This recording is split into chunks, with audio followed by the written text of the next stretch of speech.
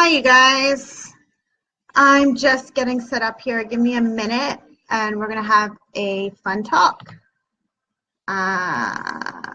Just sharing my page with a few people. Getting ready. Oh, I like my music in the meantime. I'll turn it down a little bit, though.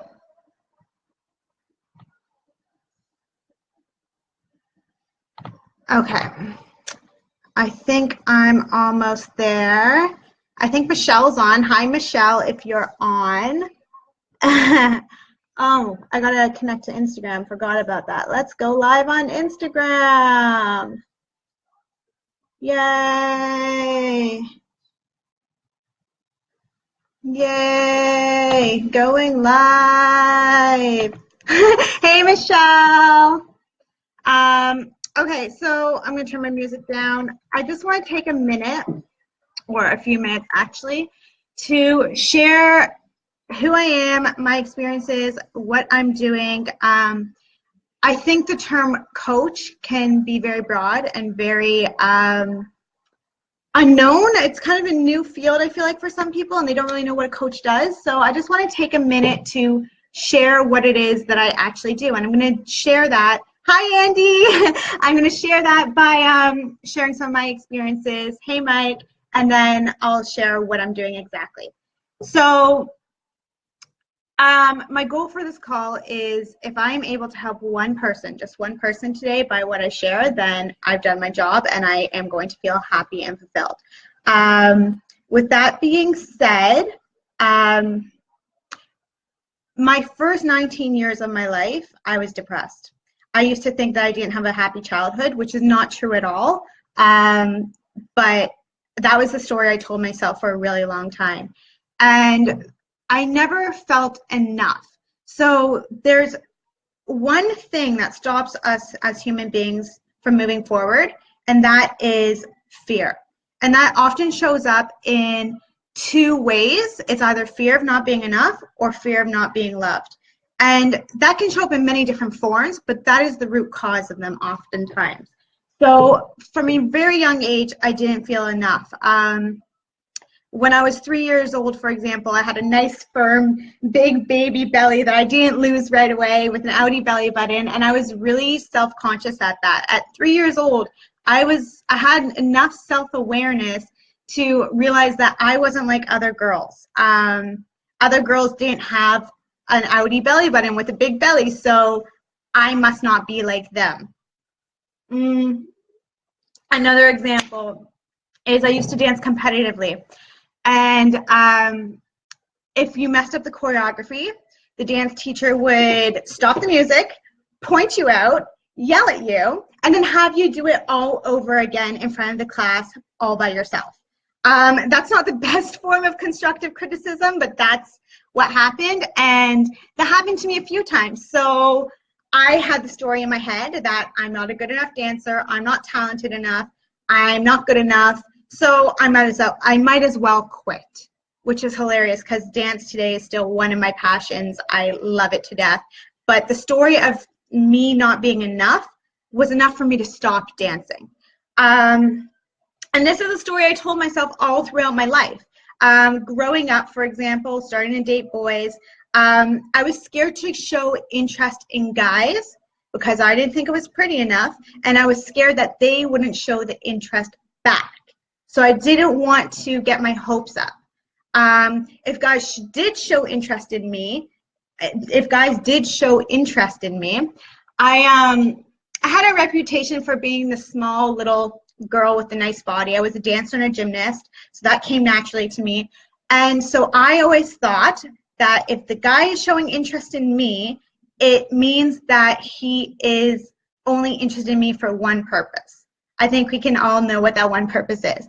But that is not true. That's not true at all. I'm sure some guys were interested in me for that, but I'm also sure some guys, I didn't think it at the time, but now I'm also sure some guys were interested in just getting to know me because I am a pretty cool girl.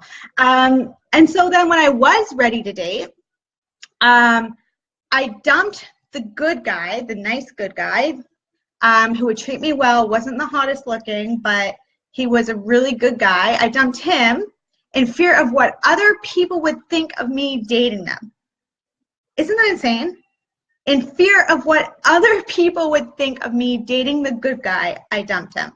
And I would go date the super hot bad boy, because guess what? That's where I wasn't going to get the validation that I truly wanted. I wanted to feel enough. So I thought, okay, crazy story. Some of you might have heard this already on Instagram, but I was dating a guy who was dating his ex-girlfriend, me, and another girl at the same time. He would lie to me over and over again, saying that his ex-girlfriend and him are done. This girl is just a friend. And I believed him. I chose to believe him because I believed if I stayed with him long enough, he would realize that I'm pretty, he would choose me, and he would realize that I'm pretty enough, smart enough, cool enough,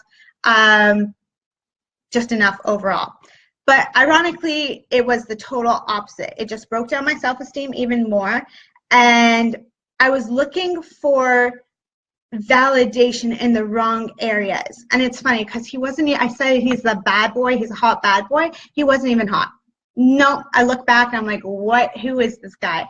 I had complete blinders on, and I was subconsciously looking to find ways to hurt myself even more. You know, so where focus goes, energy flows. So I was focusing on how I wasn't enough, how I wasn't good enough, how I wasn't lovable, and that's exactly what the universe gave me. So thoughts have attract things, and you have to be cautious of what you're thinking and what you're attracting, because that is exactly what you're going to get.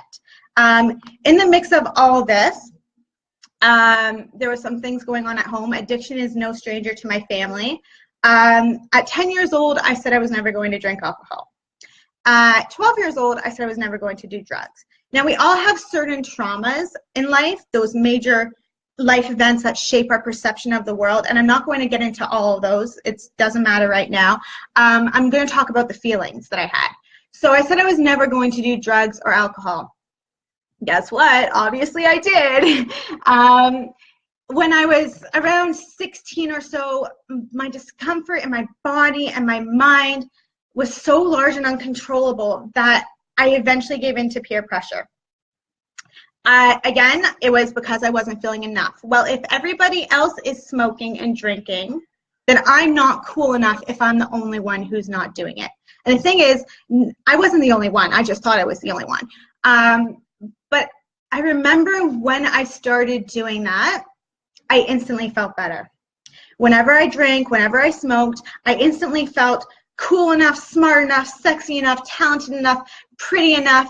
All the things I thought I wasn't, I felt when I was under the influence. So obviously it wasn't before long that quickly escalated. It started every few weekends, you know, at casual parties. Then it went to every weekend.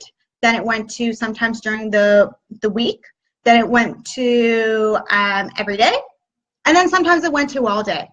And so I kind of had, at 18 years old, 18 or 19, it was kind of a rough time. There was like a catalyst of a breakdown. It was a mixture of that love triangle that I talked to you about, my addiction, some chaos happening at home, and then my grandmother, who is like my total idol. My grandmother was diagnosed with 6 months to live.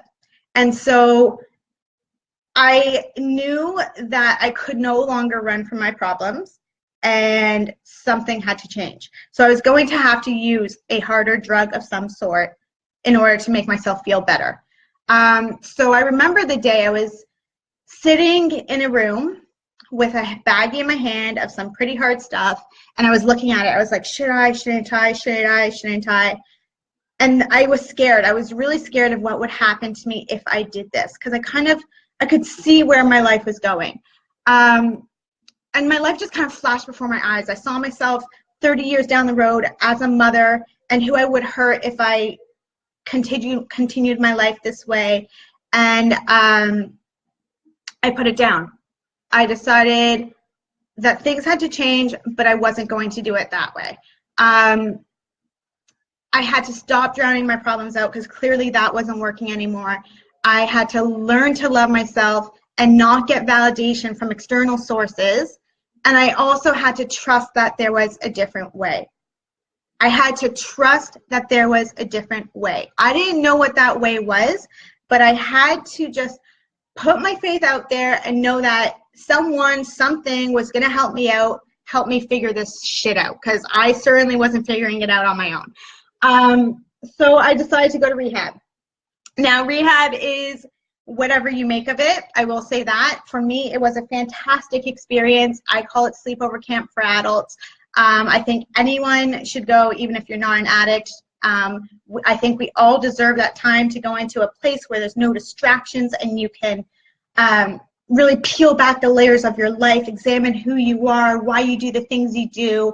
And that's exactly what I did. I learned exactly who I was. I learned exactly what makes me tick, why I do the things I do, why I am the way I am.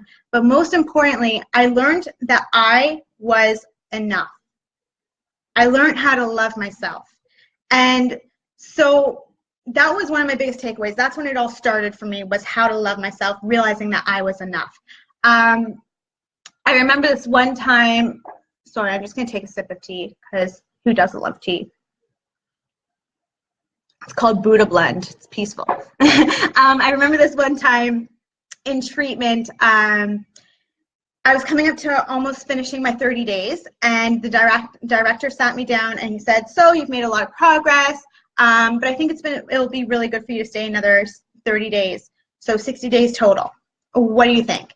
And we went back and forth in limbo. I was really happy to stay another 60 days. I was like, another 30 days. I said, I'd be happy to. I'm happy with the progress that I made, but I'm really scared of being here and losing my grandmother while she's at home. I don't know how much time I have left with her.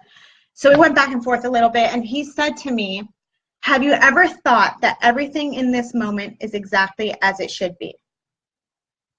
Have you ever thought that everything in this moment is exactly as it should be? And when he said that, it was just like silence. Like I sat there, like I got thrown back into my chair. I just sat there thinking about what he said for a moment. And I felt so at peace. I suddenly knew that I was being guided and protected. I didn't know what I was being guided and protected for, but I knew everything in my life was leading up to this moment, and it had a purpose. And I knew it was okay for me to stay another 30 days. I knew that whether my grandmother passes while I'm in treatment or when I get home, it's all going to be okay, and I'm going to figure it out, because it's meant to be that way for whatever reason that I cannot understand at this current moment. So I stayed another 60 days, and my grandmother actually ended up living another 9 months or so, thank God, because we were told 6 months at the time when she was diagnosed. So that was a blessing in and of itself. So when I got home, one of my biggest dreams was to create a treatment center for adolescents. So when I got home, I got my addiction counseling certificate. I then went into school at Ryerson for psychology, and the university lifestyle of eat, sleep, read, repeat was very stressful for me. Here I am, freshly sober. I don't have a big social network because most university kids are drinking and partying, and again, I didn't feel like I was vibing with those people, and so I decided I was going to drop out, because I had this vision of my life. If I'm going to be a director of a treatment center, I need to be the one who has the PhD, and I need to have it all. I got to have it all figured out. And I could not, at the level of depression I had just in my first semester of university, I could not foresee myself going another 8 to 10 years, however long it takes to get your PhD. So again, it was that voice in my head. Well, if you're not going to commit to 8 years, you might as well not do it at all. The fear of not being enough was still there. I had a lot of work done, but it was still there, not being enough. And so I dropped out. During that time, I took a little bit of hiatus. I did a little bit of a self-discovery. I enrolled in 2 programs. I did health coaching, and I enrolled in interior design. Interior design was, here's the thing, they're both equally 2 of my passions. I love them both pretty much just the same. Interior design, though, was a full-time on-campus program, so that took a lot more of my attention, and that's kind of the route that, like, I was guided and going towards. Until I was in my last year of college at interior design, and it was actually my last semester, and I met Tony Robbins. So I like to think this as the universe intervening, because the universe had a bigger plan than I thought I had. It wasn't meant, I'm not meant to do interior design. So when I went to treatment, I up-leveled my first step, but then it's been 5-6 years since then. So now I've been called to up-level again, because if you're not growing, you're dying. You need to constantly be progressing. Otherwise, honestly, what are you going to accomplish in life? What kind of life are you going to have? It's not going to be happy or fulfilling. So how did I meet Tony Robbins? When I was, it was New Year's of 2017. I follow a fantastic girl called the Ladies Coach, Crystal Fuentes. If you're a female, you should go follow her. She's fantastic. And she was opening a contest to win a free ticket to one of her UPW events, or one of Tony Robbins' UPW events. And at that time, I didn't really know who he was. I've heard his name, I know what he did, but I didn't know enough about him. But I'm a yes man when it comes to personal development. I love any type of growth. I'm addicted. I call myself a growth addict. And so I entered the contest and I won. So I went to this Tony Robbins event, and when I was there, watching him intervene on people and watching people have breakthroughs, you know, when they're at that threshold, and once they overcome the fear to get to the other side and the beauty that's on the other side, watching people get to that just literally warmed my heart so much, and it would bring me to tears of joy. Like, I was so proud of these people because I've been there and I know what it takes to get to the other side. And no, it's not easy, but it's a hell of a lot so fucking rewarding once you get to that other side. So when I was watching these people have these breakthroughs, I was like, shit, I am in the wrong field. I am not meant to do interior design. I got to go back to what I was doing, which is health coaching and addiction counseling. So that's what I did. I came home. I finished my diploma, obviously, because I had one semester left, but I had no intentions on staying in that field.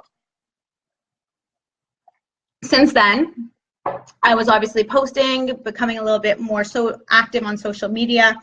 And then my husband was like, I think we should go to Date with Destiny, which was another Tony Robbins event. I was like, you sure? You want to do that? Like, I had images in my head that I absolutely wanted to that event, but I thought it would be later in life. And he's like, yeah, let's do it. I was like, okay, well, it's going to have to be our honeymoon then, because it's really expensive. And so we ended up going to Date with Destiny for my honeymoon, which was this past December. And I had so many personal breakthroughs there myself. But the biggest one was that I have to stop playing small. So I was since April or May calling myself a health coach, yet I wasn't really doing anything to let people know that I was open for enrollment or coaching or anything, because I was scared to put myself out there. I was still fighting with speaking my truth and what are people going to think, or am I enough? So I had to stop playing small. That was the biggest lesson I got from it. And here I am, not playing small. I'm on Facebook Live. I'm loving myself. I'm being unapologetically me. I'm trusting the universe. But more importantly, I am using my experiences to teach other people, women in particularly, how to be healthy and happy. Because I truly believe that health is at the foundation of everything. You know, you can eat all the salads in the world, you can do all the cardio in the world, but if you're not loving yourself, you're never going to be happy. It's just not going to happen. So here we get to what do I do? Well, on Instagram, some of you guys have probably seen me post a little bit about Cleanse Day Wednesday or shakes. So yes, I am a network marketer, but that's not all I do. That's one hand. I have two hands, right? So on one hand, I'm a network marketer. And that happened for me in, I guess, like, network marketing chose me. I didn't choose it. I didn't want to be a part of it. But what happened was when I came home from treatment, I was still figuring things out. I was still a little bit depressed. And my personal trainer and my friend introduced me to these amazing nutritional non-compromised products. And I took them. And a few months in, I suddenly realized that I wasn't depressed anymore. So I realized it was a combination of things. I had to do my personal development work, I had to exercise, and I had to do proper nutrition. But it wasn't until that moment that I realized the impact that proper nutrition and exercise has on your body, not just your body, but also your mind and your overall well-being. So that's what led me into health coaching, aside from my certification and starting growing that. And so what I do with that is there's many different solutions. It could be weight loss. It could be overall healthiness, like me. I'm not looking to gain muscle or lose weight. It could be performance. It could be energy. It could be wealth creation. This company has so many solutions because they want to impact people globally. Their mission is to impact world health and free people from physical and financial pain, which clearly aligns with my values so well. So to me, it was like a no-brainer. But like I said, that's not all I do. So my real passion is to teach other women how to fully love themselves, live a happy and healthy life, and to be wildly successful in achieving the life of their dreams and how to create that life. So I work with clients one-on-one, and it's a 3-month process. So what that process entails is month 1, we gain clarity on your goals. We dig really deep to find what's holding you back. As you've listened to my story, you can probably see that there are a few things holding me back. Oftentimes it was the story of I'm not enough in some shape or form. And oftentimes, again, it's the fear. So we jump over the hurdle of the fear. In month 2, we start implementing tools, habits, and utilizing resources to create a really solid action plan to get you where you need to be without feeling like it's overwhelming. Because I know me, when I was I have a coach myself, and when I was trying to figure things out myself, I just could never make any progress because I was overwhelmed by all of the stuff I had to do. And do I do it this way? Do I do it that way? Am I doing it right? Again, not enough. And then lastly, month 3, we start integration. So this is the month where you'll start to see some of the rewards from the work you've put in from month 1 and 2, and we build up on that so that truthfully by month 3 or 4, you shouldn't even need me anymore. So it's in 3 months, it has 9 sessions plus 2 bonus sessions. I'm sorry, men, I only work with women one-on-one, but if you're interested in nutritional coaching with my network marketing company, I'm happy to coach you on that. But this program specifically is for women. It's 9 sessions, 2 bonus sessions. You can either tack that on back-to-back, or you can use them as follow-up sessions, which I love doing because it holds you accountable to make sure you're on the right track. You have full email and Facebook messenger support while I'm with you. When we're not face-to-face talking. It's recorded sessions through video calls, so you can always go back and review what we talk about. And then there's also a Facebook community. So whether you're coaching with me or not, you can be a part of this community. I'm going to be posting all of my freebie content that I create in there. There's going to be topics from nutrition, exercise, recipes, yoga, meditation, mindfulness, journaling prompts. This is where you're going to find all of that stuff. It's all going to be free as well. Like, there's no charging in there. So you have access to that. I have some exciting stuff coming. I've been working really, really hard on a few things I'm really excited to share with you, but I can't share it just yet because they have a little bit of work to do still. So for now, if you do want to work with me, the best way to work with me is directly one-on-one. And that's all I really have to say for now. Thank you for joining me on your lunch break. I don't want to hold you up for too long. Again, if this has helped, or if what I've said has helped just one person who's listened today, I am truly grateful, and I've done my job. If anything I said resonated with you, or if you'd like to work with me, please reach out to me. I'll also, in the link, I'll post the application where you can fill out if you do want to work with me, and I'll also post maybe the Facebook group in there. That way you can request to join. Other than that, I am truly grateful for you being here, sending you love and gratitude, and I hope you have a fabulous day. It's almost the weekend. Kill it. Love you all. Mwah. Bye, guys.